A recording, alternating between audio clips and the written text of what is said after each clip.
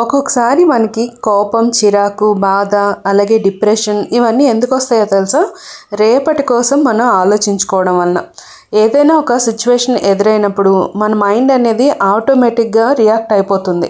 కానీ ఎక్కువగా మనం ఏం చేస్తామంటే, ఎవరైనా ఒక వ్యక్తి మనల్ని ఏమైనా అంటే ఎలా మనం రియాక్ట్ అవ్వాలి, అలాగే రేపు పొద్దున్న మనం ఒక ఫంక్షన్కి వెళ్తున్నాం, అక్కడ ఎవరైనా ఏమైనా అంటే మనం దానికి ఎలా సిచ్యువేషన్కి ఎలా దాన్ని ప్రిపేర్ అవ్వాలి, దాన్ని ఎలా మనం ఓవర్టేక్ చేయాలని ముందుగుండా ఆలోచించుకుంటాం కదా. సో దానివల్లే మనకి ఎక్కువగా చికాకు, కోపం, బాధ ఇవన్నీ కూడా వస్తాయి. నిజమే కదా? ఇప్పుడు ఉండే పరిస్థితిని మనం వదిలేసి రేపటి గురించి ఎక్కువగా ఆలోచించి టెన్షన్ తీసుకోవడం వల్లనే ఇలాంటివన్నీ వస్తూ ఉంటాయి. ఒకప్పుడు నేను కూడా అంతే.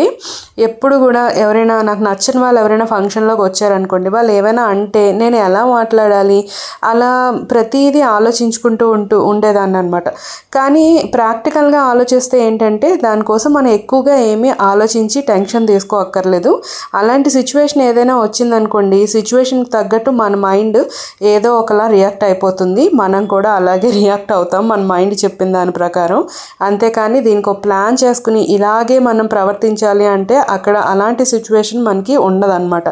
సో దానివల్లే ఇలాంటి ప్రాబ్లమ్స్ అన్నీ వస్తాయి.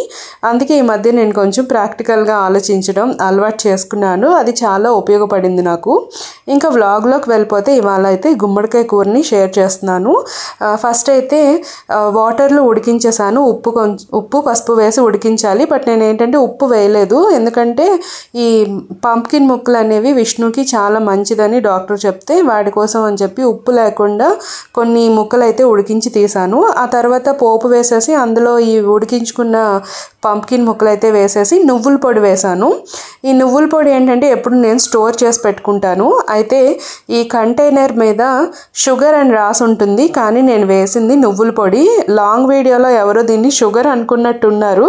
అందుకే షుగర్ ఎక్కువగా వాడకండి, హెల్త్కి మంచిది కాదు అని చెప్పారు. నిజమే, నేనైతే షుగర్ ఎక్కువగా తినను, ఇష్టం ఉండదు కూడా నాకు.